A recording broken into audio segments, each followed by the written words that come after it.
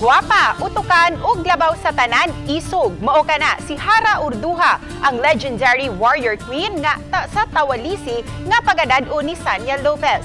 Very proud kuno si Sanya nga nahimong instrumento ug tingog sa usa ka empowered Filipina. Gawas nga leader siya sa Tawalisi, si Urduha usab mismo ang nangu sa mga gubat batok sa mga mananakop. Kanunay niyang makauban si Dayang Salaknib nga pagadad-o ni Rochelle Pangilinan sa Pilot Week sa mga lihim ni Urduha sugod karong Lunes, Pebrero 27, masayran gilayon ang dagan sa istorya ug ang mga gipakigbisugan ni Urduha. Ug siguradong puno kini sa mga maaksyon ug bakbakan nga mga eksena nila ni Sanya ug Rochelle.